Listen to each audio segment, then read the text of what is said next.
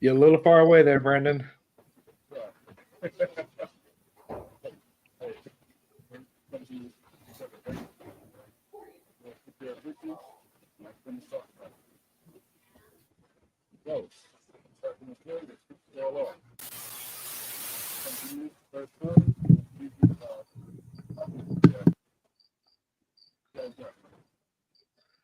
Brandon, I think we're having some issues with your mic. I was about to say that I'm having a hard time hearing you. How about now? A lot better. Okay. Whose So, like I was saying, sound is that? let's kick it off, guys.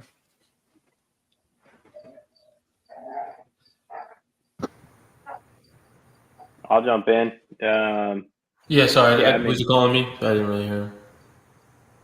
I don't know. I'll Okay. jump in first. Yep. I was impressed with the offense yesterday. Caleb's that guy's got butter all over him. Nobody can touch him. It's awesome to watch him out there, and I don't think I'll ever get sick of it. And I think we just need to talk about it all the time because it's special. In terms of some of the other guys, like it was cool to see Marshawn Lloyd get a little bit more run. Definitely enjoyed watching him. He's shifty too. I think he's going to be a major difference maker, and I think he'll separate himself between the 1A, 1B with Austin Jones, and probably end up being the solid 1A, assuming he stays healthy. And then the offensive line looked a little bit better, a little bit more continuity, but little concerned with what it looked like when the second unit started to protect Miller Moss out there. He was running for his life the whole time, and I know that they probably don't get the same type of reps, but their second unit against a really bad Nevada team makes me worry about our depth if we start to have a couple more injuries. We saw Gino Canones go down, and if we start to really test that depth, then I worry about Caleb getting chased around all the time, which he's going to be able to evade a lot of it, but when he gets to set his feet, it's a different animal back there. So all in all, the offense I was really impressed with. I mean, that was an A for me, pretty close to an A plus. Like clean up a little bit of some of that second offensive line group. There was a decent amount of penalties. I don't really remember how many we had, but all in all, I was really impressed. So I'd give him an A. Gunner? Yeah, I mean, pretty much. I got the same thoughts. Pretty much grades like an A minus. Just really falls on the O line. Just want to get more consistent. The first group was better than last week, but I think there was little hiccups here and there. But like you said as well, the second unit needs to definitely step up. So hopefully we don't have any major injuries. I know Gino's hurt right now. We'll see what happens as the week goes on with that. Loved what Caleb was doing. Caleb is Caleb, right? He's seeing everything, and one of the interesting things I thought, or what we've been seeing, I would say, is it seems like he doesn't want to run. He definitely wants to stay in the pocket, move around the pocket, and throw the ball. So we'll see if that changes. Maybe he's potentially saving himself. Maybe for the second half, maybe he starts doing that. But that's just something I've noticed. Like you said, Marshawn Lloyd, he's a beast. He's very physical. Honestly, we can give him feels like the rock every time, and he's going to give us at least 4 yards at least. Explosive as well, shifty. And then the wide receivers were unbelievable. With all the rotations that we've been doing, it's great to see the consistency out of them. So, Roll. well, yeah. No, I thought the offense looked great as well. Like that Caleb Williams stayed fresh. It wasn't really pressured. So, I was very impressed just with the wide receivers. I like the fact that we spread the ball out to multiple wide receivers. So I'm interested to see if someone kind of stands out throughout the season. Kind of steps up as a go-to wide receiver for Caleb. As of now, I don't think there's one specific wide receiver, but I'm fairly interested on that. See how it develops later on the year. And then the O-line, that's something that is concerning in terms of depth. I'm hoping that we prevent any major injuries and that Quinones is going to be good to go in a couple weeks at the very worst. But it looked great. Like the fact that Marshawn Lloyd, looked very explosive. He caught a few passes, made huge runs for us, And not only that, but the thing that was mostly impressive was that block for Tosh Washington to get into the TD for the TD. Yeah. So that was that was a great block, and I think that was the best play from Marshawn Lloyd yesterday, in my opinion. So yeah, like they say, no blocking, no Rocky. And It doesn't matter if it's for Caleb Williams. If it's downfield, as long as you can block. Personally, I think they did a great job. Offensive line, I thought their best rotation was probably, of course, Jonah Maheim. What was it? Jared Kingston, Justin Dedich, and then who was playing guard or right guard most of the time? I can't remember who it was, but then I don't think Mason Murphy or Emmanuel Pregnon or how do you say it? It's French? Him in there, and then Michael Tarquin. Mason Murphy was pretty good in the run portion of it, but passing, I'm not sure how it was when it came to the pass protection. Oh, and by the way, we have a USC celebrity in the chat with USCJ. So, USCJ. And then we got Tyler in here showing some support. But other than that, as Raul said, we don't have a standout receiver, which is I wouldn't say a bad thing, but also a good thing because it definitely keeps defensive coordinators up at night. They're like, okay, so who do we need to key on? You don't know who to key on. Like you're going to be like, sure, maybe Taj Washington's kind of he's a good yards after catch. He's definitely great after that. He knows how to make those cuts. Like he knew that Marshawn Lloyd was going to be there, so he cut right behind him to make that block, which was amazing, by the way. And then, but then you also have Zachariah Branch, who will beat you over the top. Like if you do not have someone over the top helping you, you're done for. Like because line him up in the slot, have him run a deep post. You need someone to cover him. You can't let him get off clean on the line either. Like if he's off clean, he's at full sprint, and you're not going to catch him. So good luck with that. But Caleb, he just made things look effortlessly, as always. Miller Moss, I didn't really see a drop off when Miller Moss had a clean pocket. It was like he knew what to do. He had full command of the offense. So, and then with Quentin Joyner got in there, he made the most of it. Just right up the middle, just ran off pure speed. It's hard to pick what to talk about because everything was good from top to bottom, really. Besides that false start that should have been a false start, even though they counted it as a fumble. Like they all stopped moving because they thought it was a false start. That's why Caleb didn't. He looked away because he thought the refs were going to come in, so it just went off his shin. But other than that, our offense just, I don't know who can match the speed. Like we had 4 plays or 3 or 4 touchdown drives that were 4 plays. Like who's going to stop that speed? And the moment that we started getting to a rhythm, we went to no huddle, and we were already at the line, and you couldn't sub in, and you guys are going to get gassed out whether you like it or not. So I don't know who can keep up with our offense on the defensive side. Maybe Georgia. But Georgia didn't look the greatest against Middle Tennessee. So I don't even know. It's really hard to even envision it. If we are running full steam, we're unbeatable with our offense at least. Yeah.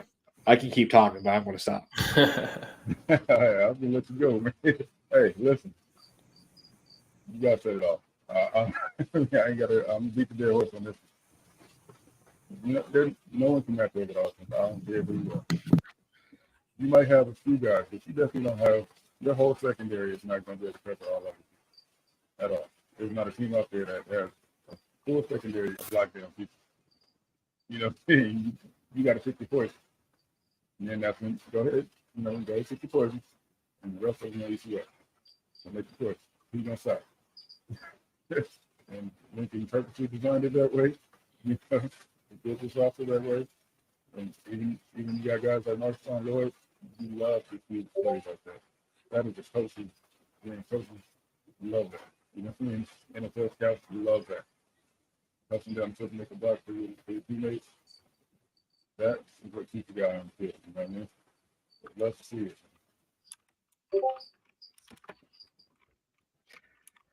Yeah. I don't know what else to say, but yeah. Yep. Let's go ahead and give us some grades, man. Give us your offensive grade. Easy A. Everybody That's agree? A? And that Yeah, is all for me. I said A minus. A minus. Give us a Y. Why the minus?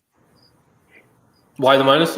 Just because of the O line, like also the snap. I know I didn't mention that in my reaction, but the bad snap and just want to see a little bit more consistency on the O line. So that's really what it falls on. Right. Well, I gave the same grade, A minus. I want to be really but for that very reason. I want to see more. I want to bet for the second unit O line. There was a couple of guys, but they just looked like they didn't block Miller at all. And then when they did, Miller is a capable quarterback. I keep saying it over and over. I probably said it every episode. He's more than capable, man. I'm very confident in him leading us next year with these Vegas. Look at that. You know what I mean? I'm more than confident that Miller can get the job done. So yes, keep him up right, guys, please. So, all right. Second quarter, man. What we got? Defense, man. Give me reaction to defense. What you got to think about the defense? Go ahead, Dan. Yeah, so for me, pretty much my reaction. So really great front seven, consistent, great brought pressure to the quarterback, contained him. They didn't go outside their rush lanes like the week before. So that was great to see. The rotations have been wonderful. Basically, haven't seen no major drop off really from the first unit to the second unit. That was a big issue for us last year, right? So. Trying to make sure that we have that, wow, I'm drawing a blank, but basically just make sure they're on the same page and we don't see that drop off. That's just making sure we just need to make sure that continues to happen. A little worried on the back end with the D-backs. I know they just need experience when it comes down to it, but just make sure that they get those reps in, and make sure that their technique is up to par. So that's my reaction so far for what's going on with the defense. Great. How would you grade them? Oh, grade them? Yeah, so B plus. B plus. Yeah, for me, I mean, I'd probably give them a B plus too. I was really happy with what I saw overall. First unit only gave up that one touchdown. It was that one big play that Damani gave up. But overall, they didn't get cute. They didn't do anything, stupid like the inverted cover two, like they did in the first week. What else does Rajon Davis need to do to be able to earn, some real run out there? Like, thankfully, I mean, I love Taki Curtis. That guy's gonna be a stud, but he needs to learn to not take guys' heads off because you can't do that anymore. It's not like 1985. Like that guy would be all All-American linebacker 4 years in a row in 1985, but it's not 1985 anymore, so you can't do that. So, but Rajon Davis, like that guy needs more reps. Like he absolutely was everywhere yesterday, wrapping guys up. Like he was my player of the game yesterday. So, what was that? Hold off on that. We got that later. Oh, all right. Well, there's a little dangling the carrot there for you. So, I mean, Bear Alexander, like that guy's a stud too. Like he's taking on double teams. He's like legitimately moving the whole line and destroying pockets all by himself. And little Corey Foreman sighting at the end of the game. I mean, yeah, second unit for Nevada, but like is in the backfield creating a little bit of havoc a couple times. And, you know, it's nice to see that in the chances that he's getting that he's not invisible. And I'd like for that number on his jersey to not indicate how many sacks he's had in his SC career for once. So hopefully that happens sometime soon. Wow. Sorry. Shot fired! Shot fired!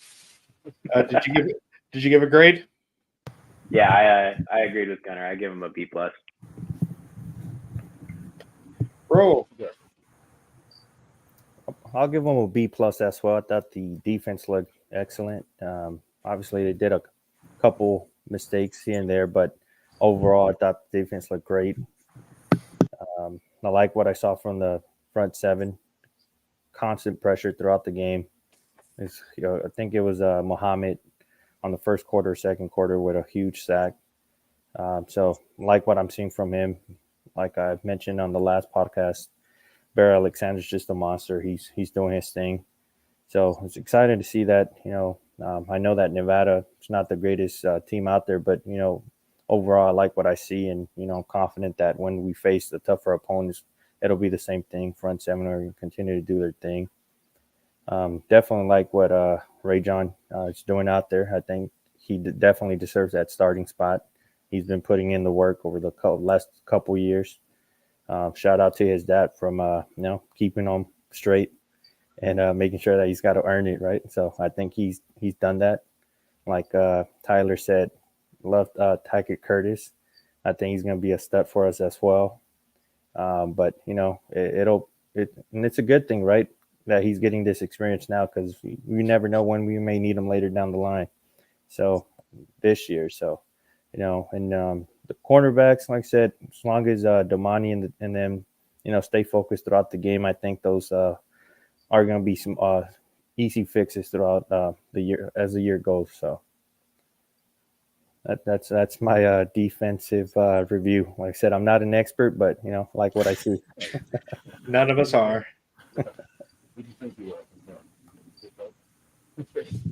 So for myself, I guess I'll get. I don't want to be like everyone else, but I'm going to be like everyone else. I'll give him a B+. Why aren't you guys talking about Shane Lee? That man stepped up the moment that Tackett. I love his aggression, but you got to practice some. What is it called? What's the word that I'm thinking of? Not patience, but restraint. Composure. Yeah, you got to make sure you don't make dumb, ill-advised moves in that situation, which could hurt. It could hurt us in the long run, because we've had stuff like that in the Tulane game. We've had it going back to like Taylor Mays, TJ McDonald. We've had those where they just come in and just take their head off, and it looks great on from the standpoint, but also we don't want to give anyone CTE, so we definitely don't want that. But other than that, like Shane Lee stepped up in a big way. He had a sack. He was flying to the ball. Like he was a lot faster than I thought he would. I don't know if he worked on his speed or not, but I seen him drop into coverage. He had a pretty good coverage play. He took the running back out of the backfield. Bear Alexander, he lives up to his name. He's a bear out there. Like grizzly bears are fast, and that man is fast. And he like there was one time where he just like went right through the center and the guard, and like they couldn't do anything about it. And like no matter the double team, he manhandles them, and with that frees up other people to squeak right by him. Along with it was like Jalen Smith got the tackle for loss for that. So it was great to see that. What is it called? Corey Foreman. He was just split seconds off of getting sacks or fumbles or whatever. Like he was putting in a lot of effort. So I was really happy about that. It was really great to see that even though he may not be with the starters, he's still putting in the effort. So it's not like he's just taking it easy because he's just on the team or whatever. He's still putting the effort into it. So it's great to see. And we got some young kids in there. Braylon Shelby got that strip sack, which got Stanley his touchdown, which was always. I'm glad we didn't get penalized for him hitting the V on his way in there, but it was great to see that. I was happy. I was like, finally, we got a freaking turnover. And then the cornerbacks, like I thought they did well. Like they held their own, except for that one. It went right through his hands. He reacted a little bit too late. If he would have looked back like maybe a second later, he would have saw that, and he probably would have basketed that and would have been going the other way because it went right through his hands into the other guy's hands. And it could have gone a different way if it was just a little bit more reactive. Sierra Wright had a decent game. He got beat a little bit on one of the plays, but luckily it went over the guy's head. And then that one play that it was, I think it was Anthony Beavers got beat over the top, but that was garbage time. So it does suck that they got that because it would have been an even bigger blowout, but it is what it is. And the run game just for them was non-existent. Brandon Lewis had no time in the pocket. He was panicking. I thought he was having panic attacks while he was back there. His head was on a swivel. He didn't know where he was going to get hit from. So it was really great to see. Like they kept their their gap integrity. Like they literally collapsed it with no exit available for him. So it was good to see that. So just got to clean up some things, clean up the big plays, because for the most part, they didn't march down the field on us. They just had big play after big play. So that's it. Just got to keep focused throughout the whole game, and always got to keep your eyes on the ball or keep your eyes ready for it. So, yeah. And I gave a B+. Yeah. Okay. Yep, I gave the same grade, B+, man. I think what messed us up is obviously that play with Damani. Obviously, well, if you know anything about playing cornerback, man, he did everything technique-wise that he was supposed to do, you know. But I think he kind of shocked himself into how fast he caught up with the guy and peaked a little early, you know. So, and that, you know, it cost us a little bit, but Damani's going to be all right. He's going to be just fine. He did everything technique-wise that he was supposed to do. You just, you know, got to keep his focus and work on his timing a little bit. Other than that, I mean, and that comes with reps. You know what I mean? So he's going to be better down the line for sure. So I'm not too worried about that. The Anthony Beavers play, oh, man. Corey flew off the edge. I mean, flew off the end. Bro, Corey, thank you, Corey. This is what we've been wanting to see. Thank you, man. Thank you. Thank you. And where do you do it from? His natural defensive end position with his hand in the dirt. The same thing I've been preaching for since he's got on campus, right? So guys, it's time for my Corey Foreman rant. Yeah. Because you fans been beating on my boy, man. Y'all been beating on my dog Corey for years since he stepped on campus. Listen, do not fault Corey for the failures of his past coaches. You cannot fault him for his coach's past failed experiments. me, just like many other, I'm not going to call myself an expert, but like other experts, saw Corey Foreman with his hand in the dirt as a D end and rated him the number 1 defensive end in the nation. He just played defensive end for the first time yesterday. So essentially his defensive end career just started, and he looked great. Leave my boy alone. Yeah. Encourage him, if anything else. Look what he did. Show my boy some love, man. Yeah. And Brandon, and he was right there. I was at the game yesterday. Right there, man. He was a split he was second. Right. He was right there, and then on the sidelines, even when the first team was out there, he was ready to go. He had a helmet on next to coach, kind of like, coach, put me in. Yeah, I'm ready to go. And so, that's the core you're going to see for the rest of the season. His confidence is up now. I'm telling you, it only takes one play. Now his confidence is up. The wheels are turning now, and now he's ready to get back out there and make some more plays. This practice, I'm telling you, this week in practice, he's going to turn it up. Yep. Hopefully he gets to see him again. Yep. I love what I saw, man. And I was telling the others in the chat that, like, on the group chat that we have, I personally think this is Corey Foreman's like sophomore year. Last year was his freshman year. He had the previous coaching staff did no favors to him. Yeah. So this is his first year with an actual defensive coaching staff. So I'm taking this as his sophomore year now, and he's going to make a huge jump. That's what I'm thinking. I believe that too, man. I believe it. I see it, and I think he's ready to go, man. Hey, Corey, we love you over here, man. Keep doing what you're doing. So that's the end of my Corey Foreman rant. Also, I do want to give a shout out to Grinch. He called a good game. He called a good game. Like, hey, go ahead. I'm sorry. I was just gonna say, is it just me, or do you feel like he read our keys, man? I looked at the keys. I'm like, yo, they checked every box. Keep it simple. Like what is it called? KISS. KISS. Keep it simple, stupid. Exactly, man. Like, hey, that was Blackie Chan calling you stupid, Grinch. I mean, okay. Like he did it. Like there was definitely some shifts on the ground, which was great, but like he didn't try to go over the top to outwit the other team. He just let our players do what they are able to do. We have the athletes where you do not have to outwit. Maybe last year you probably had to, but this year, no. Like Bear Alexander, just tell him to do to bull rush, take a double team, and he will do it, and he will still even beat them.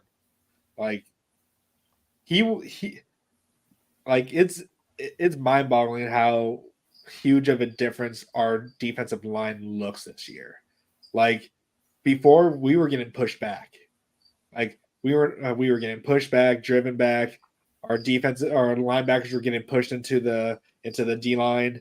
But now they are pushing people back. They are manhandling them. It's just insane. Yep. Imagine having Thule in there. What kind of season he would have had last year? If he knew we had Beryl Alexander, he probably would have stayed. Oh, absolutely. I believe that. I believe he would have stayed another year, especially with the NIL. Thule was rolling around the new bins. He was good. Supposedly he did have a pretty nice offer. Yeah, he did. And if he known Bear was coming, he probably would have stayed. I believe that. Definitely. But yeah, I got to give props to Shane Lee, man, before we move on. Yeah. Not only as a player, man, but as a man. Shane, this whole offseason, and Jay, I know you talked about it too, man. I'm going to just piggyback off what you guys were saying earlier. These dudes, they brought everybody in, right? And everybody talked about how awful linebackers were last year. Shane was a part of that. We beat him up as fans, right? You've seen it all in the group chat, not the group chat, but all in the community. Every post was Shane. You guilty over there, Tyler? Yeah, listen. Rightfully so. There were some things that he had to work on, and I believe that he has. Hey, he was quiet about it. He shut up, put his head down, grabbed his hard hat, went to work. He came back last night, showed great leadership, and balled out, man. He said, I'm gonna prove it. And that's all you can ask for anybody, man. So big ups to Shane. Hey, Shane, you're a man. You did what men do. I Go owe ahead, Tom. Shane Lee an apology myself. I've had some tough words for the guy, and I mean that guy is the epitome of a leader, through and through. Never saw him complain. All he did, like you said, picked up that hard hat and went to work. Like that guy's that type of glue guy that keeps guys going when things are tough. And we didn't have a lot of depth at linebacker yesterday. We didn't have Mason Cobb. We didn't have Eric Gentry. We lost our boy Tackett Curtis when he got a little hot headed in the first quarter there, first half, whenever it was early. And yeah, I mean we didn't have a lot of guys to throw out there. And Shane was in the right spot. He was doing the right things. He was making good plays. Like that guy was a major asset to the team last night. And from last year, like pretty much a different dude. Didn't see him get beat in any way, shape, or form. And that guy gets his hands on somebody, like you're not breaking tackles on Shane Lee. So love it, man. I owe you an apology, Shane. I hope you see this, man, because I've had some tough words even on this podcast before, but if it ever gets in front of you, man, first one to admit, I apologize. That's what men do, man. Yeah, honestly though, like Shane, like with everyone's criticism on him, he did get injured last year. He was doing good before his injury, before he had to put a cast on. And I just think that definitely hindered him, just like it did with Eric Gentry.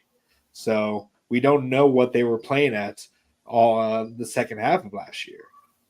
Like Eric Gentry was doing great before his injury, and then he was missing some tackles.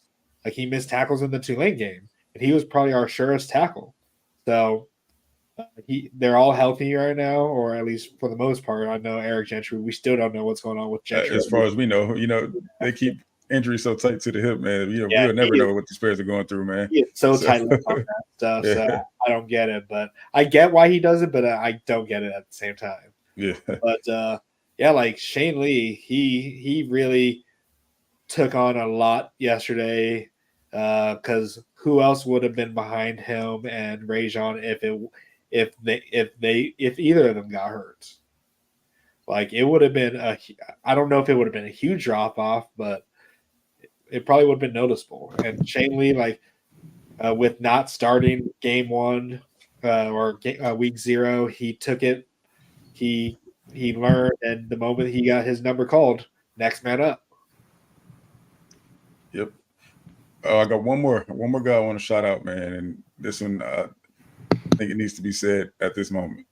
So I want to give a big shout out to Mr. Rashad Davis, man.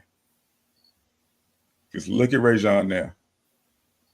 Look at Rajon now. There's a guy who's going through a similar situation right now on the team. We won't get too far into that. There's a lot of rumors going around. But I love how Mr. Rashad Davis kept encouraging his son. Stick it out. Stick it out. Show him who you are. Show him who you are. And yesterday, he did exactly that. He got his opportunity, and hopefully the coaches see that. I've said it since the day he committed. This boy is perfect for Grinch's defense. You guys probably remember me saying that in the group chat. He is tailor-made for this defense, and he showed it yesterday, man. His speed is just incredible. Sure tackler. He's going to get the job done. You know what I mean? He had some great open field tackles. Oh, man. I'm telling you, like Rajon, in my opinion, I had him as a starter. We did our depth charts. I had him as a starter, and he proved me right, in my opinion. And to Mr. Rashad Davis, thank you for being the man that you are and teaching your son to be a man and fight through adversity. And I hope that carries on. I hope, another parent takes note of that and sees that and, gives that to his son, man, because that's what we need to be teaching our children, man. You're gonna have adversity anywhere you go in life. You can go to the next school, that's fine, but you're still gonna have to compete. You're gonna go to the next level, you're still gonna have to compete. Yeah. You're gonna have to learn to fight through adversity and handle adversity at some point in your life. Yeah. You know, no one said life was going to be easy. it's definitely not. And all of us as grown men can all tell these kids that. Yeah, like the grass ain't always green on the other side as well. No. So look, I don't mean to name drop him, but Pallier, he went to Ohio State, and I don't know what's going on with that. Yeah, he got lost in the shuffle, man. You're about to say lost in the sauce. yeah, I was about to say, I'm guilty, Jay. Jay, you almost had me, man. Jay rubbing off on me, man. But yeah, man. Yeah, like you said, man, he got lost in the shuffle. Gary, I'm just calling on that. No disrespect to anyone. Gary's not a starter as of yet. At least I think he will be eventually. You know, he's still learning the playbook over there, but he's not a starter over there yet. There was another player who's not a starter. I can't even that comes to mind that left is not a starter with their current team. But it's not always greener, man. You're gonna have to compete. Yeah, and just make the most of your opportunities when you do it. Yeah, what was it? Honestly, I don't think starters even mean a thing at this point because we do a lot of rotating. Sure, you may not start play one, but always be ready. Always be ready because you're going to get time in there, regardless of if you start the game or not. You will get the rotation that they need you at. Look, and Lincoln has said that. He says it repeatedly. He said it with the Gary Bryant situation. He said it, recently. How he's had guys who started off with the scout team, and then later on in the season, rose to prominence. Hollywood NFL, exactly. He keeps referring to that because I think he wanted, that to be the situation last year, but he probably just didn't feel as comfortable with the depth that we have now, in comparison to the depth that we have now. So now he feels a little more comfortable doing that, So it's so refreshing to have depth. Man, ain't it? Especially at the linebacker position. When was the last time? When was the last time, man? Are you looking to see? Looking through the roster book to see? But yeah, man, it feels good. But all right, that's going to bring us to halftime, man. And we are going to take this time at halftime to announce something that happened last night during halftime. We had a commitment, fellas. We had a big-time commitment from our man, Tron Baker, man. Tron, what's up, man? He's following us on Instagram. Tron, what's up to you, man? We appreciate your commitment to us, and we hope you stick around, stick with that commitment, man. Yeah. You see what we're doing over here. You see that offense, man. You know, with Lincoln Riley, you're always going to have a quarterback to throw that's going to throw to you. It's going to get you the rock, right? Yep. Yeah. So fight on Tron Baker, man. Like, people, need to realize that this offense, you're going to get fed. You're going to eat as much as you can. Like, Mike Jack got food. Chiron got food. No one's going hungry in this. Nope. Everyone's getting fed well. Like, even the freshmen. Yeah, I was going to say Deuce ate yesterday. Deuce, Malachi, or Makai DeLevin. Like a skill position, you're gonna get yours. And the great thing, he's already played with Malachi already. So once it gets on, if Malachi's still there, which probably might be the case, but yeah. Yep, he's class of 2026 guy. If you want to know more about him, USCJ made a video about him. Go over here to his channel and check that video out, man. Definitely. And that's going to take us to our third quarter. We're going to give you the offensive and defensive player of the games. So go ahead and give us your individual offensive defensive player of the game, Gunner. Yeah, so offensive, honestly, I'm going to go Taj Washington. I mean, he's Mr. Reliable. I mean, the dude's like a race car. I mean, he's got that race car helmet. He's always got it on, and he's just zooming past everyone. So I got to give it to him for that. And then defensive, I got to say Rayshawn Davis. I mean, you could give it to Shane Lee, but he stepped up to the plate from the start. You knew he was going to start after about probably Wednesday, Thursday, from what he said in the interview earlier. But yeah, I just got to give it to him.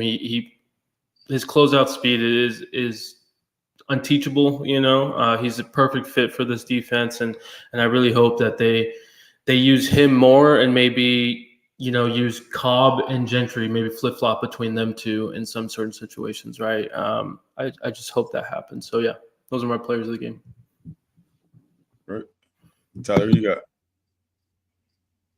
Yeah, I mean, I'd love to see what your guys' hierarchy is at this point for the different linebackers. I mean, is Rajon making a case for overall number one linebacker on the team? Like, or are we just like doing a little bit of recency bias right here? Because honestly, like, I don't know, man. Like, Yeah. he's legit. Mm-hmm. So It definitely could be.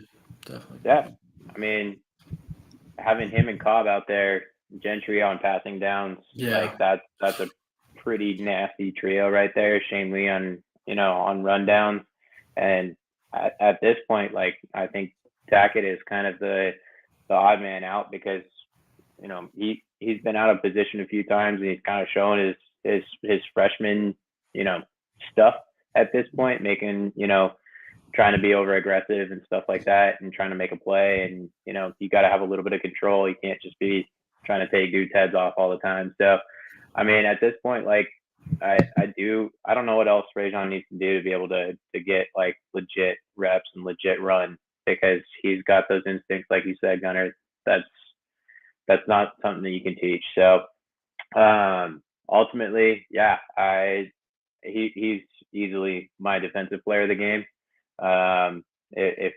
If he doesn't continue to get reps, in that Stanford game, when probably all of those guys are back, then I mean, I don't know what else. I don't know what else we got to do. Like, we got to start picketing, outside of Lincoln Riley's office or something like that to get it going. It is what it is. But offensively, I mean, I don't know. There's a lot of names out there. I love seeing Marshawn Lloyd. That guy's shifty.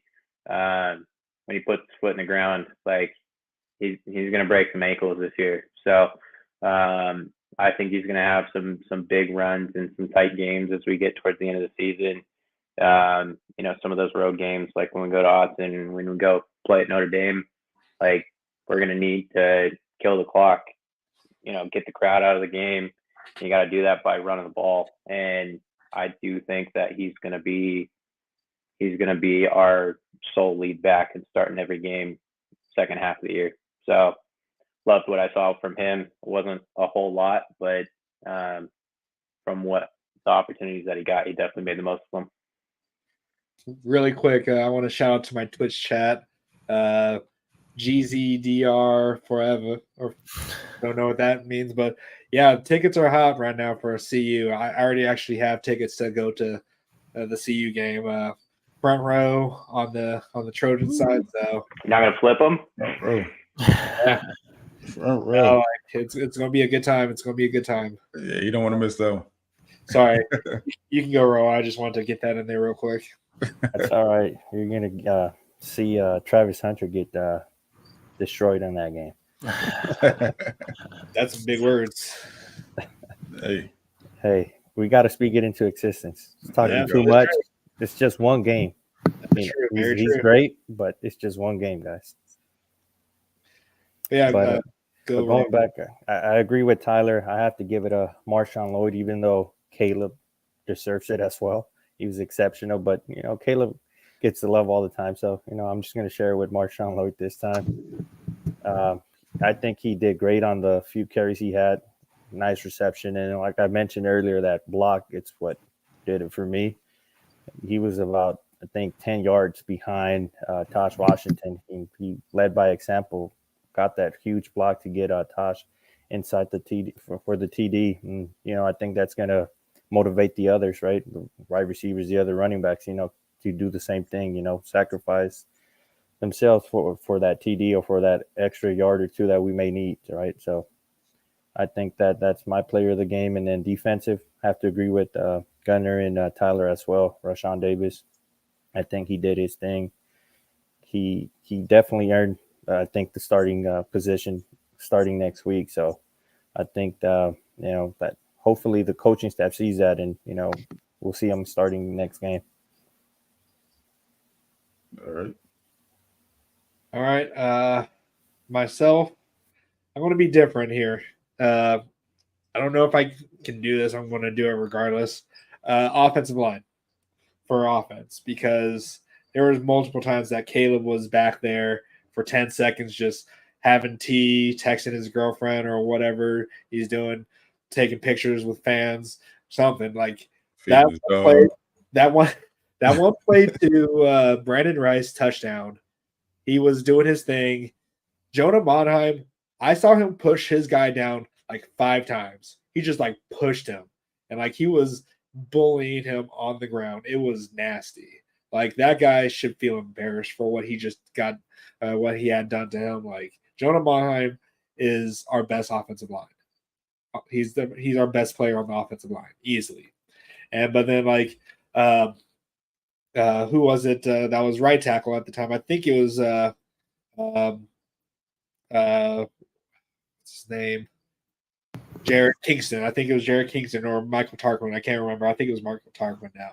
But like he was holding his guy up, even though Caleb Williams kind of ran into the point where he had to do his little spin moves or whatever. But like the offensive line was creating holes on the rushing and like passing. Like Caleb was eating well back there. He wasn't really running for his life except for maybe towards the second team of it. But like the first team offensive line was doing a great job with opening up the holes, pass protecting. Like it was beautiful to watch. It was nice to see him not having to scramble as much as he did. So I'm definitely going to be different and give it to the offensive line. But as a unit, gotcha. But what's his name? Marshawn Lloyd definitely deserves to be mentioned because he just made the cuts that he needed to. He made some clutch catches down the middle and like a quick out route. And for defense, I'm going to give it to Bear Alexander.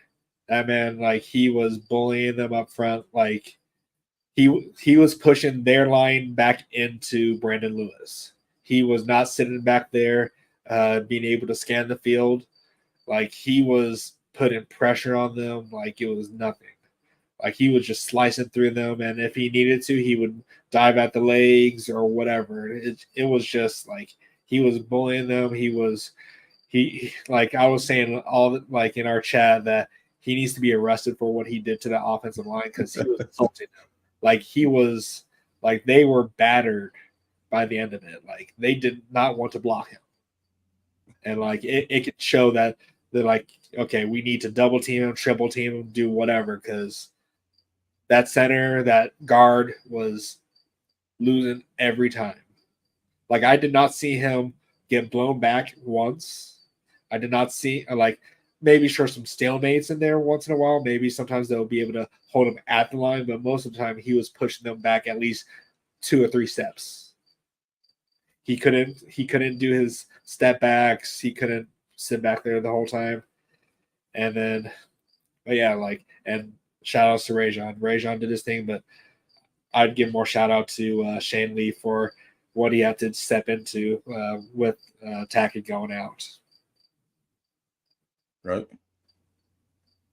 So for myself, I'll have to go with well, I initially had I initially had Taj Washington. But then I thought about it. I'm like, well, if Marshawn Lloyd didn't make that block, Taj wouldn't have been able to do what he did. Nope. So I'm gonna have to make Taj my honorable mention, and I gotta go with Marshawn, man. I mean, like I said earlier, you just love to see that hustle, man. And I think Travis Dye kind of set that culture last year. You know, no blocky, no rocky. That's become the motto in the running back room, and it will. I think it will be that way for some years now. I think it will get passed down. And like, if you have 2 running backs, let's say Austin Jones and Marshawn Lloyd, and they're equal, they have an equal amount of stats. That is what's going to set him apart, depth chart wise. You know, those efforts. So that you love to see it, man. And Marshawn was just a beast last night. So I got to give it to him on the offensive side, man. Defensive side, like you're not the only one but I'll give it to Bear. I'm gonna start with that. Perhaps Bear is my player of the game on the defensive side because even though it won't show in the stats, like you said, man, he was just beating the dog, you know what, out of the offensive line, man. And you can't. Honorable mention goes to the linebacker group as a whole. Okay. Because they stepped up, man. Yeah. They stepped up big time. And I can't put one over the other as far as, they both of those guys performed. Tackett too, at the time that he was in there. But Tack is gonna learn. like we said, it was that episode 1. He'll probably have another one. It was at some point in his career, have another ejection, but he'll learn, man. But yeah, man, I honorable mention to the linebacking unit, man. They definitely stepped up and did their thing. Yeah, shout outs to Keel McDonald. He knows how to pick. He gets his running backs and he gets them in the right mindset. He gets them ready to do what they need to do. Absolutely. Also, I didn't put this in our banner here, but if you guys want, you guys have a play of the game as well. Ooh. I think for me, it's pretty obvious. I think I've mentioned it 2 or 3 times already. It's got to be that block from Marshawn Lloyd. Do one for both the offense and defense, if you can. Defense, I'm going to go with the pick 6 I predicted last week.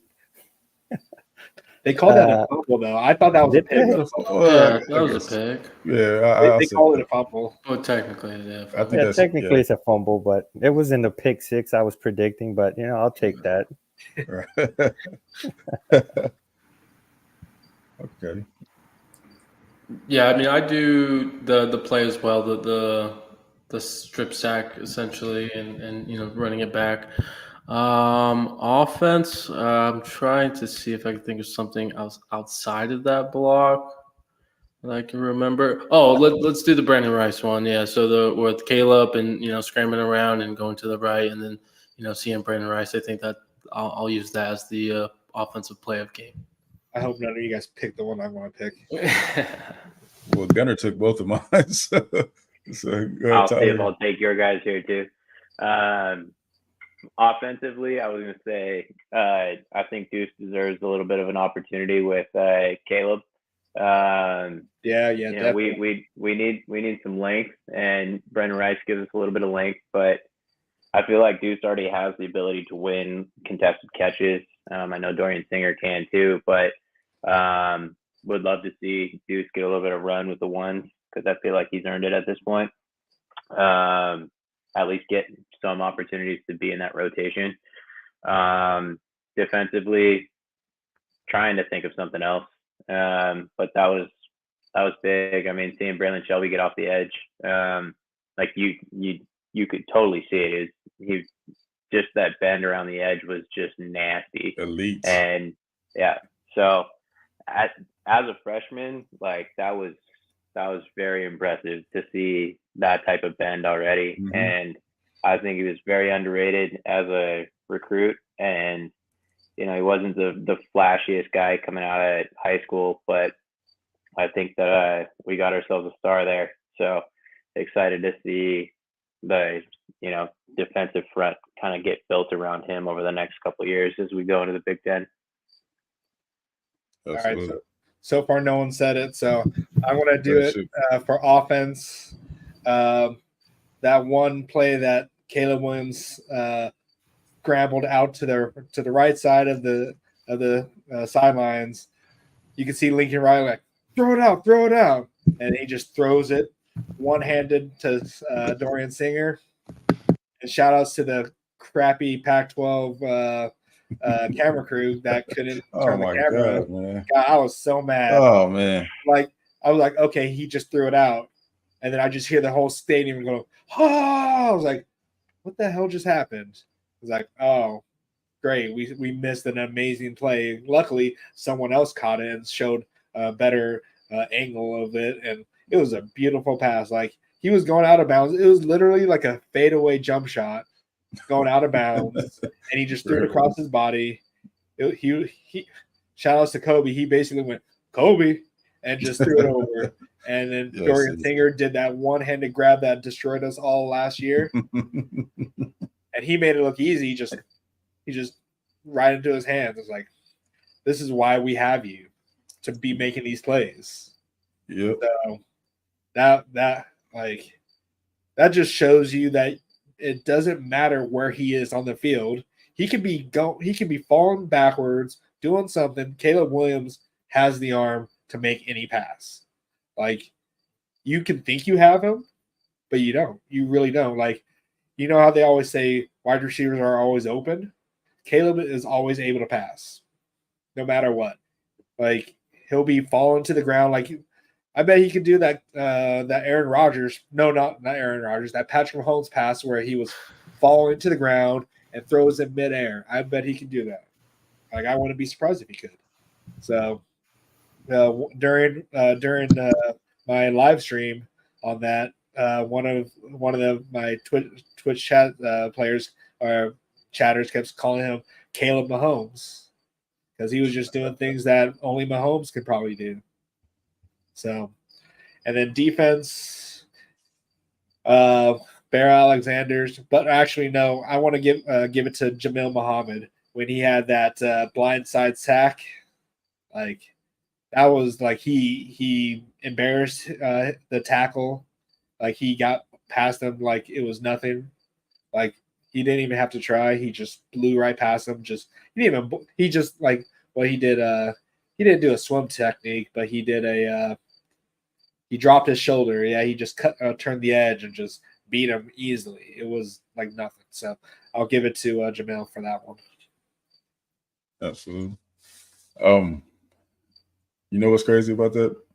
The fact that none of the rest of us mentioned that play is because we're just all accustomed to it now. Yeah. That is just crazy. You know, we're just like, oh yeah, Caleb doing Caleb things again. So what was the other play that, you know? Like, yeah. And I mean, hopefully the Heisman voters don't feel that way. You know what I mean?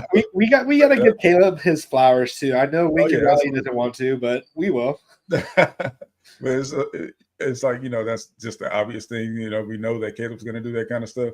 So we like, all right, what else happened? You know what I mean? Sorry about that, Brandon. Was the game on the Pac-12 or was it national? Pac-12. Yeah. Oh, not to mention, that was our last game on the Pac-12. Oh, my God. Last one. Yes. We are done with the Pac-12 network, finally, man. Oh, man. Our games can actually be seen now. Yeah. Oh, man. So definitely excited about that. Yes, there you go. But, yep. Defense, man. I know you guys are gonna be like, what? But I'm gonna give it to Corey on that play that Anthony Beavers got beat. Yeah. Corey just looked like a pro coming off the ball, man. So I'm gonna give him some more love for that one. I know it was you can see his confidence getting better. Yes, you can see that his confidence is like, okay, and that's exactly what he needs. You know, that's exactly what he needs. So yeah, I'm gonna give Corey some more love, man, for an almost play. You know, everything else was pretty obvious. You know, of course, Stanley T did his thing, man. Shout out to Stanley T. You did your thing, boy. You know, you got a big man's tutty. Happy about that. But I'm gonna give Corey some love, man. Like, honestly, that play though, like, it looked like everyone was going in slow motion and he just shot out. Like, it was noticeable of how fast he was getting off that edge. Yeah. I was like, whoa, oh, that's Corey. I was like, damn, he got back there fast. I was like, who is that?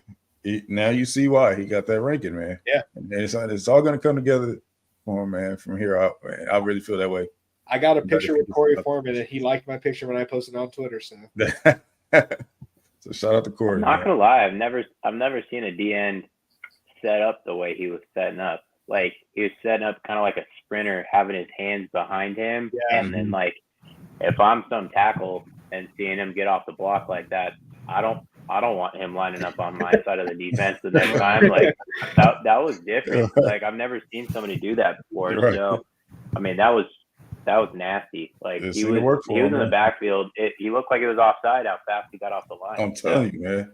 Yeah, like, get off, and that was the report on him as a DN. Like, his get off is just crazy. Yeah, you know. So I'm like, so why were you moving into a stand up? I don't even want to get into that, man. Todd Orlando, man. But, yeah. Don't say that name around here. Yeah, there are a lot of names we don't speak around here. Hey. Off topic though. real quick. Actually, you know what? I'll save that for overtime. Well, might as well say it now because we're pretty much in OT. No, we still have No, one we more. still got quarter. fourth Oh, do quarter. we? Oh, what Yeah, up? we What still we got missed? Oh, I'm sorry. I'm jumping ahead. Skip the quarters, man. What we got? Oh, Fourth here quarter. we go. Give your overall analysis, man. Give you what did we learn about the team? Go ahead. Gonna go ahead and shoot, man. Yeah, I mean, we learned that the offense is going to consistently score at least seems like 40 to 50 points a game. I think we learned that our defense. I mean, we've kind of known this going into the year, but especially seeing it yesterday, we have a high ceiling for this defense where we can consistently get 3 and outs, give Caleb the ball, let him score more, and then just continue to do that. So those are really the two things that I would say I've learned so far throughout this season and the game from last game. Right. Tyler, what about you, man? What did you learn about this team in this game? From all of week 1 and all the other week 0 games, I still don't really see anybody that can hang with us offensively. I mean, we're going to go up against some better defenses, obviously, but who's going to keep us from scoring 45 to 52 to 60 points a game?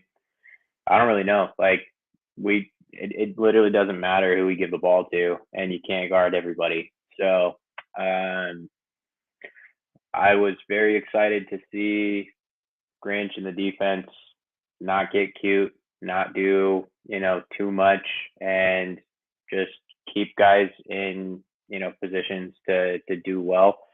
I don't really think there were. I don't have the stats in front of me, but it didn't really seem like we had any like egregiously bad missed tackles.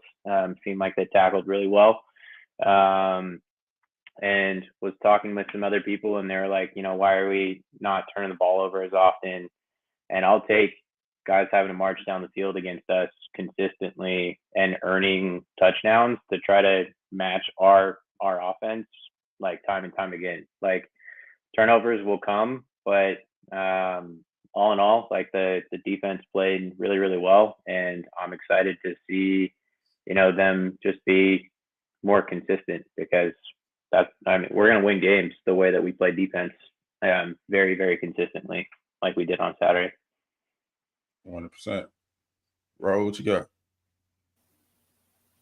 Offensively, like Gunnar and Tyler mentioned, I don't think we're going to get stopped. I learned that, we got elite wide receivers across the board, starting with our freshmen. You get what I'm saying? Not starting with our freshman, but all the way up to our freshman class. So we're going to be elite, and it's going to be tough to stop us defensively. Like I think we all mentioned last week, for all those fans that were panicking regarding our defense and us giving up 28 points to San Jose State, that the defense is going to consistently get better game after game. So, there's still little things that we can improve on, but overall the defense looked much better this game. And, I think it's going to look better, on the Stanford game and so on. So I have confidence in Grinch. Said I've been criticizing Grinch a lot over the past year, but, I'm thinking he's going to prove me wrong this year. And, I think that this defense has the potential to be great. Absolutely. What you got about Chan?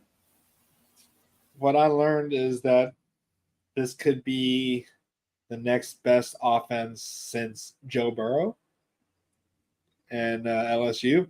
Because right now, like, I know Joe Burrow had Jamar Chase, and they were probably one of the best QB wide receiver tandem in history.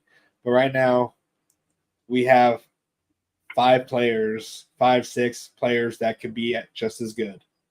Like right now, we learned that defensive coordinators are going to have nightmares. So they're going to be staying up late at night, sucking their thumbs, crying that they don't know what to do against our offense because it's just you don't know what to attack at first. Like, you can take care of Marshawn Lloyd, you can take care of Austin Jones, a running game, but then we're just going to beat you over the top. And even if you try to key in on Taj Washington, Brandon Rice is going to have a great game. Keon Bars is probably going to pop off one of these games. Or did I say Keon Bars? Keon. don't think Kyron Hudson. Maybe, who knows? Maybe put him out 85 there. Bears, baby. He can do like the fridge, you know. But it's just like you don't know. Like it's going to be a hectic thing for anyone to determine what to go after. Our defense, I learned that we right now it doesn't seem like we're going to have that bend don't break mentality.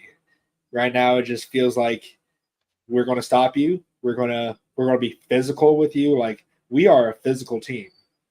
Like this is like there was one tackle that the quarterback that I think it was their second string quarterback was trying to run the ball, and I thought he died. I was like, is he okay? Like I forgot who it was. I think it was Braylon Shelby that tackled him, and he just got ragdolled. I was like, oh, so like we're gonna be on our knees for this one because he's not gonna get up. But he got up, so good for him. But our defense is, if anyone wants to keep talking about our defense last year, don't stop. It's not that defense from last year. That's last year. Yeah, like things change. Like people need to realize that things change. Like you gotta quit living in the past and be here in the now, because right now our defense, if they keep this up right how they're doing right now, if they can do this to Stanford, if we do it to everyone's favorite team in the nation right now, to CU, good luck. Have fun. Yeah, man. Boy, I got a lot. I got a lot over here. Let me go through my notes here. You actually took notes? I have. I did for the overall. So we learned. Well, first off, let me start by giving Darwin Barlow a shout out to, man. He's another one that's taken full advantage of every opportunity he's gotten, man. Ooh, yes, he did. I would like to see him get more carries as well. I think it's like, man, that running back room is so stacked, though. It's like, what do? You know what I mean? But he's another story, perseverance story, you know? Yeah. Even and I was happy to for what's his name? Not Joe Klatt. Yeah, you know, I hate Joe Klatt. But Joe's partner, I don't know why I'm drawing a blank right now. But yeah, I'm glad. There you go. Gosh, legendary Gus Johnson. I can't remember his name. Oh yeah. Yeah, I was glad he actually mentioned that, man. So yeah, shout out to you, Barlow, man. We appreciate you over here. So but yeah, another note is Elijah Page is an absolute steal. Yes, yeah. I'm surprised no one mentioned him yet, but dude.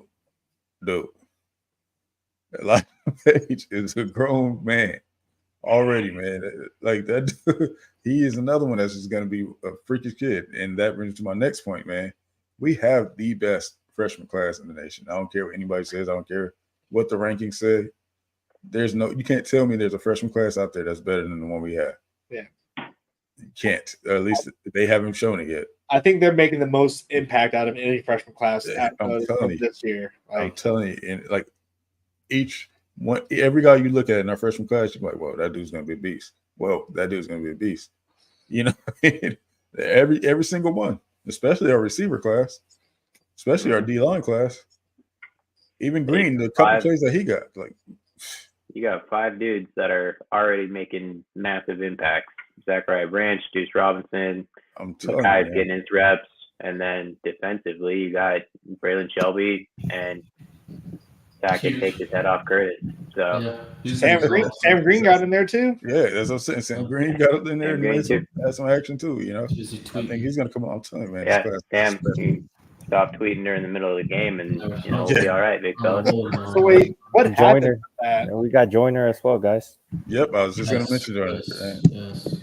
And Amari and Peterson. Yep, he's another one, man. That I'm telling you, we just loaded. And Jacoby Lane. Yep, Jacoby Lane, Deuce Robinson. Oh, Zachariah Branch. Breaking news, fellas. FSU just upset LSU. Yeah, let's go. The ACC team just beat an SEC team, man. So yeah, they put 45 on SEC down. Shut up. What's that? SEC, what is that SEC defense? Yeah. Yeah. You know, wasn't that your? They put 45 on them. 45-24. Mhm. Yep. So FSU look like they're the real deal, man. So Yeah, I'd that'd say be a nice game. I would their love to see them in the finals. backfield on the defense is probably their weak link. Their what is? I'm sorry. Their backfield, the defensive backs. If Caleb, secondary. if we face them, right? If Caleb could have the time to do his thing, then I think he could slice and dice that backfield.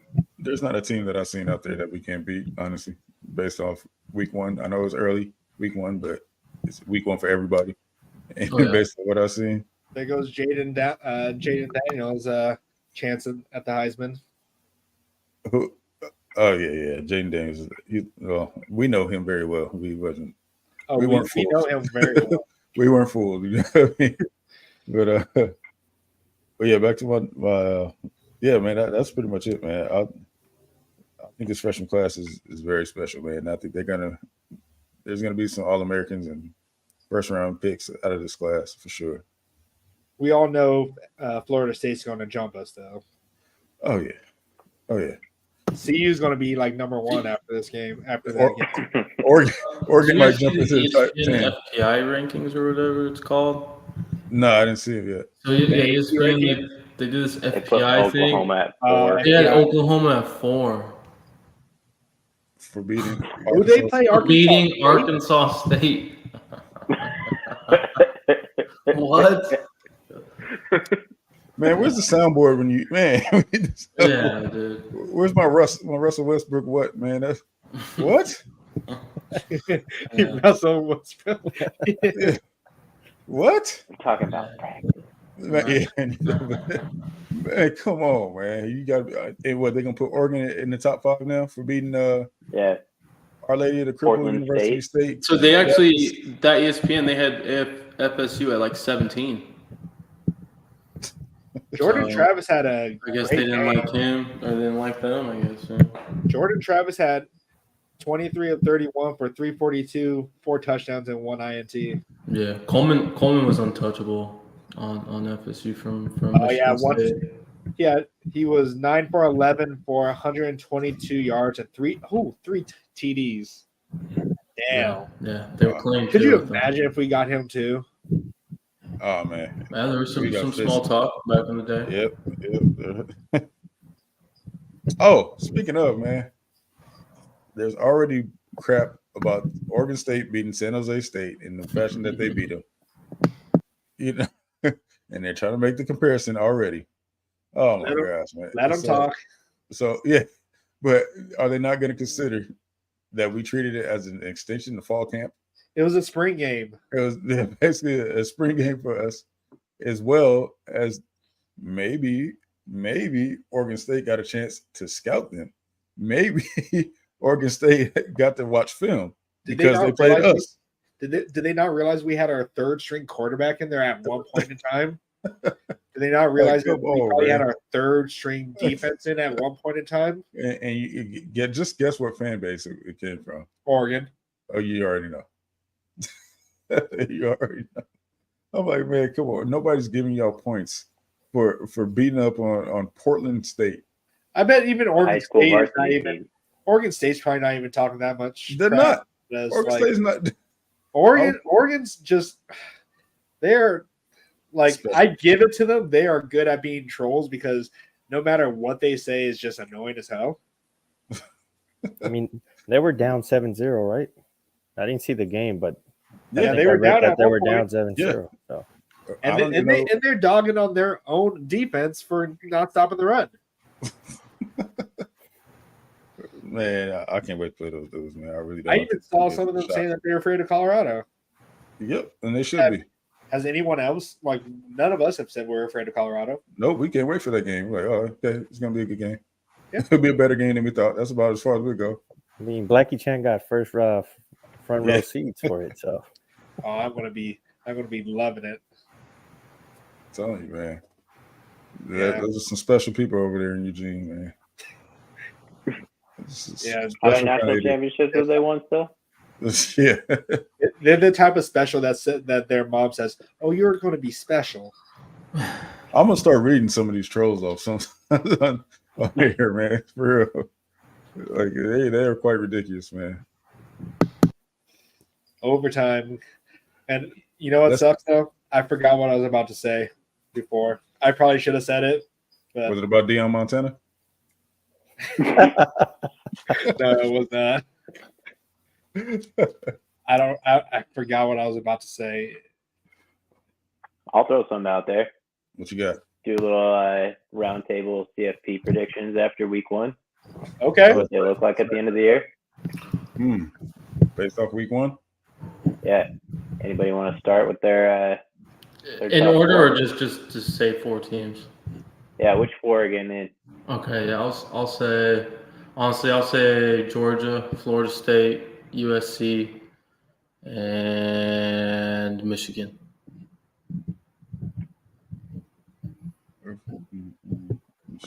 You think Michigan? Let's see. I would say USC. I guess Georgia, but Georgia didn't surprise me. Like everyone's hyping up Brock Bowers, but he was one of like 9 for 6 yards. So against Middle Tennessee, they must have had like 4 people on top of Brock Bowers just to do something. I don't know, but I guess Georgia, Michigan, and I want to say, like, I don't. Did You can say Clemson? Oklahoma, it's okay. No. Did Clemson even play? No, they play tomorrow. Oh, they play tomorrow. Mm-hmm. I don't want to see how they look with Garrett Riley, but I really don't know who's going to be the 4th because it could be a toss-up.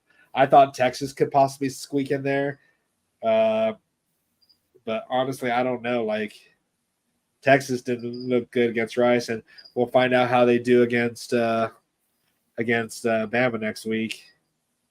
Honestly, it could either be between Bama or Texas at that point. I think maybe Bama could squeak in there as a second. But Florida State, they still have to go against Clemson, so we'll see about that. Who knows? Maybe we'll get 2 teams in there, 2 Pac-12 teams in there. Sure. That'll be a way to end the Pac-12 Right. year. Right. Yep. You got it, Rover? No, I'll go with USC, Michigan, Georgia, just because they've been doing their thing the past couple of years. And 4th one, honestly, I'm not too sure. I know Michigan and Penn State are from the same conference, but I thought if I remember the highlights correctly, I thought Penn State looked pretty good as well. Who did they So play? 2 Big Ten teams. Michigan and Penn State. No, I'm They saying play West Virginia. Yeah, they beat them 38-15. So yeah, I mean, I don't see 2 Big Ten teams making it, but I'm just saying that's one of them. It's one that I thought looked pretty decent, I guess. And then we all know that it's going to be some SEC bias in there, so it's probably going to be 2 SEC teams, maybe Bama if they go undefeated. yeah, Yep. Jalen Milroe didn't look as bad as I thought he would. He definitely didn't look as good as I thought. but I'm gonna go USC, Michigan. I'm gonna go Bama just because if it's anywhere close in the SEC, like they could be 2-3 losses and they still might get the nod. Because it's Nick Saban. And let's see, and FSU. So no So, Georgia. What's that? You said no Georgia. Georgia didn't impress me, man. I mean, I know it's week 1, so they have a lot to turn around. Middle Tennessee, But- though. Yeah, yeah. That's and we don't know what Bama's gonna be like. I'm hearing they're gonna be relying on their run game. They got Tommy Reeves over there, the former Notre Dame offensive coordinator. That's his bread and butter, even though Notre Dame just didn't look pretty. But with the roster they got over there, the thing about Nick Saban, he tries to go with a coordinator that fits his roster. I guess he realized that he recruited a roster that fits the run game, like the old times, but he's trying to run a newer style offense. So we'll see what happens over there. But yeah, as of right now, I'm gonna roll with Bama out the SEC. Honestly, though, like the top 5 teams right now, there's out of the top 5 teams, there's only one team, or I'll go top 6, add us in there. There's 2 teams out of the top 6 that have QB issues.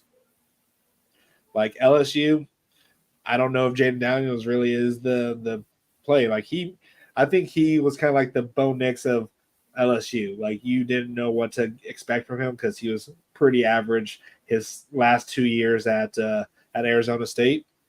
Like he was great his freshman year. Like everyone was picking him to be like the Pac-12 whatever quarterback of the conference, but he didn't do that well his second or third season.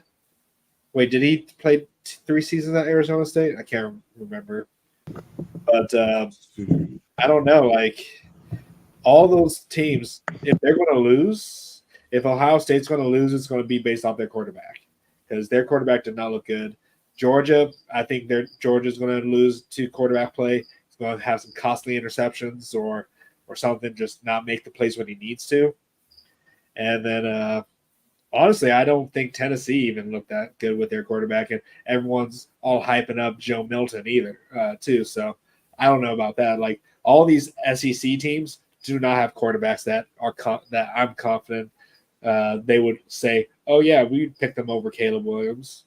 Like maybe last year, if they had with Bryce Young and Stetson and all that, like sure, I guess if you want to, sure you can stick with what's it called, Bryce Young because he's a former Heisman winner and all that stuff. So, but this year, like there's not like he's literally the best QB in the nation. Like there's no doubt about it. And I know people are going to say Shador, but he had to throw that many. He had to throw 50+ passes because they couldn't run. They couldn't do anything else. That's one game. We got to see his overall body work. It's just one game versus TCU was not impressive either. Which is a completely different TCU team from the Natty. Yeah, so. And I know Travis Hunter was like, oh yeah, like I can keep playing. Like you can like. Okay. He may be able to do it. I don't know. Like I don't know his cardio about it, but like he may be able to do it. But if he doesn't, he's risking more chance at injury. Listen, he had injury issues at Jackson State. Yeah, he did. He was out for like half the season. His first. There's no way. There's no way he can sustain this for the whole season. Yeah, that is not sustainable. Like if you have one big guy fall on top of you or whatever, you're done. Exactly. Especially going against offensive like ours. Yeah. And it's a track meet. You know what I mean? You're gonna be lined up against Zach Branch or somebody. It's a track meet. You're not gonna honestly, Zach Branch is faster than Travis Hunter. Like I don't care who you are. In a straight Travis Hunter, he's going to be backpedaling while Zach Branch is going to be full speed, 0 to 100 real quick. Yep, no knock on Travis. You know what I mean? He's an incredible athlete. Travis, if you're watching this, I know you are a beast. So yeah, that's a tall task, bro. It's a tall task, bro. I don't want any of that to come back and bite me in the ass. So. No, you can't backtrack, man. It's out there. And I said it. I'll lie. I made my bed. I'll lie in it. Yeah, I'm right here with you. No, I just don't think it's sustainable. If he does, wow. And if I'm wrong, I'll admit I'm wrong. Hey, I'll do 50 push-ups right here on the live. But you know what I mean? But that's not even that many for you. Yeah. You got to probably do at least 70 in like 50 seconds or something. Damn. I'll do 50 with you. Hey, there we go. I'll do 10. I'll throw my picks out there. I think Georgia will figure it out. I mean, they've got a cakewalk schedule. They got the game against Tennessee, I think, and that's about it. I don't really remember what the rest of their schedule looks like, but I know it's light. And as the SEC likes to do it. And then I don't think anybody's going to hang with Michigan in the Big Ten. Ohio State looks closer to firing Ryan Day every single day at this point. Let's be real. They look bad. Devin Brown already looks like he's going to get a shot wearing number 33 for whatever reason as a quarterback. Don't know what's going on there. Obviously going to pick SC. And I guess a relatively bold prediction. I'll take a second Pac-12 team and say Colorado, just kidding, Washington gets in as the fourth team. I think I think that they're very good, and strong quarterback play is kind of where I'm leaning for most of those picks there. I don't think JJ McCarthy's great, but I think he's solid above average, and he's a returning quarterback, and they've got a great run game and a fantastic offensive line. And for the Georgia, like, their defense is just elite. They just reload. And then Michael Penix Jr. is probably still underrated. I think he's still one of the better quarterbacks in all of college football, and just doesn't get talked about because he plays in Washington. And he's had some issues staying healthy in his career so far, and if he does, then I think that they're the best chance to knock SC out, because they can go blow for blow. They've got 2 first-round wide receivers, and Michael Penix Jr. is pretty solid. So I think that they'd probably be the team that we'd play in the Pac-12 championship right now. If I had to pick, I have zero faith that Bo Nix is going to be solid without Kenny Dillingham. I don't care what happened against Portland State. Like, come on, guys. Come on. Like, get out of here with that. So, once they play some semi-decent team, Bo knows he's going to go back to being Mr. Average again. And, they'll probably lose 3 games and start crying about us, stealing guys through NIL or something, whatever excuse that they've got. And I'll take Georgia, Michigan, SC, and Washington. SC has a pretty good chance against those teams. As of now, I'd take them in a dogfight against any one of them. Absolutely. I like that. So back to your boy Bozo Picks over here. It's ridiculous how much they're hyping this man. They are setting this dude up for failure. Who? Bozo Picks. Oh, Bo Nix. Okay. No. Bozo Picks. No, man, they are hyping this dude up for failure. Is putting billboards in New York. The banner in New York. Nobody care about football in New York. First off, and definitely don't care about Oregon football in New York. Like, come on, man. But I think I remember what I was going to say. Shout out to John Jackson III. Yes, we have not mentioned him. Yep. Yeah, like he got in there. He may not have started, but he got some good receptions in there. It was really good to see him on the field and getting some love.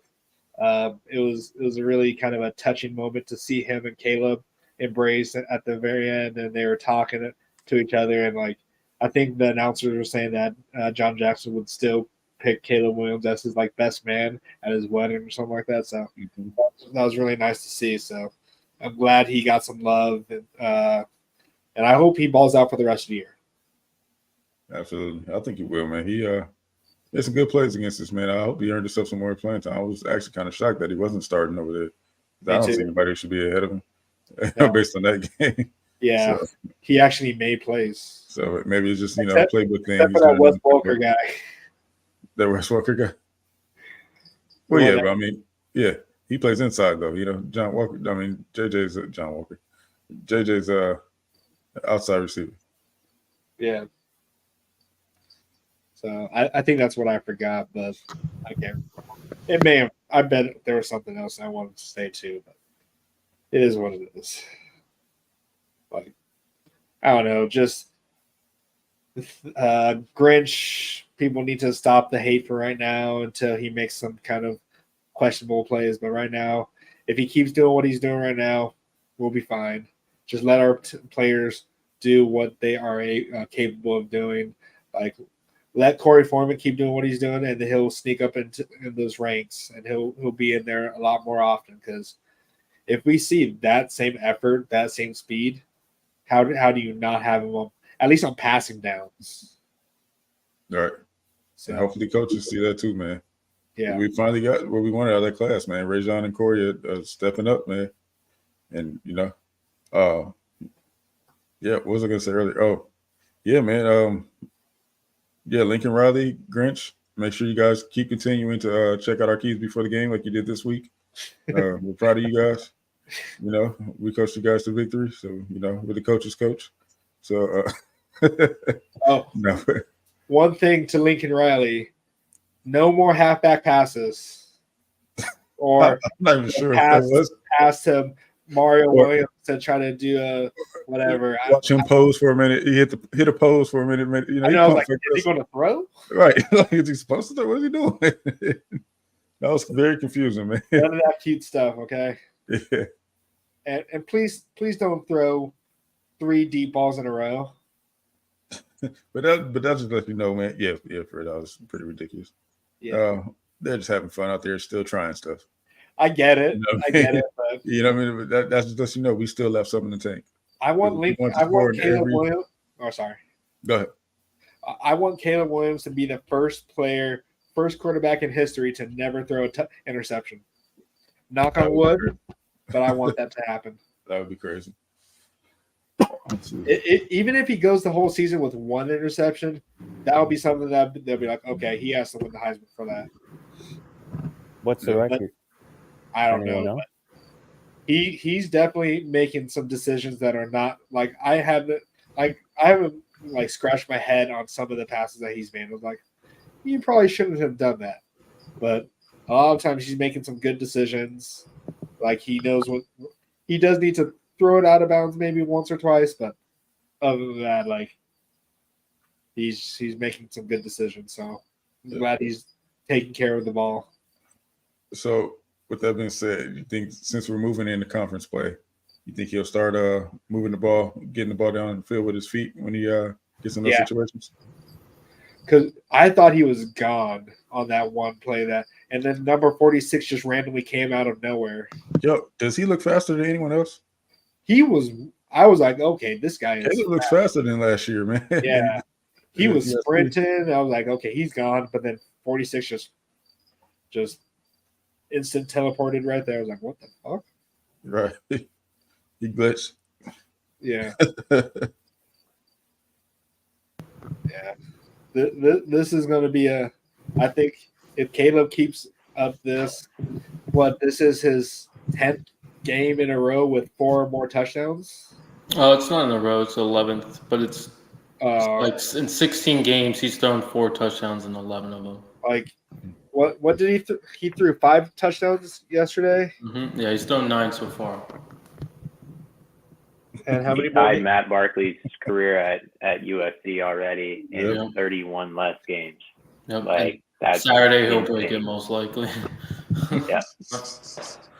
That is crazy, man. That is crazy. Well, I will say it's 2 different styles of play too. From we ran more of a pro style with Barkley, but still impressive, man. Yep. Like, what's the record for touchdowns? What did Joe Burrow set? What's up? What was Joe Burrow's record that he set for most touchdowns in a season? Oh, I'm about to Google that. The crazy thing about seeing Caleb doing his thing is like, what are the 2025 QB recruits thinking, or 2024? I mean, had 62. Like what are 2024 QB recruits thinking of, like not committing to Lincoln Riley, Raiola, and then Lagway? Honestly, like what are you guys Lincoln thinking? Lagway, sounds like. I mean, it has to be. Well, that's what it's come down to. It says because like Walter Matthews, the tight end that we got committed from Georgia, he said Lincoln told him he's not going to get someone. Yeah. But if you're DJ Lagway, though, just regardless of SC, if you just continue to see that bad offense we saw against Utah, like you still want to go to that school or exactly. I mean, it just doesn't make sense to not commit to Lincoln Riley, and especially when you got Cliff Kingsbury in the quarterback room as well. And you, given Lincoln's track record, given both of their track records, it makes zero sense. And the only way you don't commit to him as a quarterback, money. It has to be because we're the only ones not paying high school players out of high school right now. Nothing else makes sense for you not to commit to them as a quarterback. Yeah, so guys are going to be not making wise decisions, making quick decisions, man. So, like, what was it? So Joe Burrow had 60 touchdowns, and so, I mean, if Caleb Williams throws 6 touchdowns the next game, as long as he throws 5 touchdowns after that, then you never know. He might be able to break that record. Well, we know he's going to. Yeah, he'll break it. I think you can get that. That's I wasn't too impressed with theirs. I mean, their secondary is all right, but not in comparison to our receivers. Who has the best secondary in the Pac-12 right now? But honestly, I haven't watched everybody yet. Yeah. It might be so I can really get. Yeah, I still some games I got to check out. I mean, I know Washington produces solid cornerbacks. I have no idea if that's the answer, but just going off of history, they got a track record, but so does Oregon State. So, but we know that they lost a lot. I don't know who they got over there right now. I didn't get to watch the end of that game, but I really can't even give an answer. I have to really see. Yeah, I know Utah's got that safety. I don't know about any corners, but. I don't know, but I really hope he breaks Joe Burrow's record when it comes to passing. So we'll see. As far as the Heisman race, man, I think it's going to be – if it's going to be a quarterback, it's a two-player race based off what we've seen so far. And that's Shedeur and Caleb. I don't see any other quarterbacks that were any more impressive than those two. Yeah, but we all know, like, if today was the day that they were voted, they'd probably vote Shedeur. Yeah, probably. Probably just off passing yards. To be honest, I'd probably go Travis over Shedeur. Travis Hunter, yeah. He played 100 snaps. I like Sanders, but, I mean, dude threw 50 times, basically, to get 500 yards. Like, yeah, can we factor that in a little bit? Just, I don't know. But True. True. He definitely had 2 games worth of passes. Right. So that's kind of averaging 10 yards a pass. So that's not really that impressive. Like, let me see what he did. Okay, he threw 47 times actually. So 47 or what? 510 divided by 47. Yeah, a little over 10 yards a reception. But or actually no, wait. He only completed 38. So it's about 13 yards a reception. I don't know about that, but yeah. Like I said, man, it's still early, so we'll see how it progresses. If he can keep that up. Same for Travis, if he can sustain that level of play, playing both sides. I'm telling you, that's not easy to do. Especially, he's going to be playing much more physical teams. And, he's not the most built dude out there, so we'll see how that works. One thing I do want to see soon is a 100-yard rusher and a 100-yard receiver. For a game. For us? For us, yeah. We've yet to have a 100-yard receiver or a 100-yard rusher. That's true. I mean, it's only one ball, man. We got so many mouths that need to be fed, and our running backs and pass catchers too. So Yeah, that is true. So we'll no. see if someone gets that 100-yard for the first time this year. Right. I believe it. I think it'll be Taj Washington if someone's going to get their first 100-yard game. Oh yeah. Oh, we'll have a few receivers that go over 100 yards for sure. Yeah. I think we'll have a couple games with multiple receivers go over 100. Yeah. All right. Yep. Well, that's gonna wrap it up for us, guys.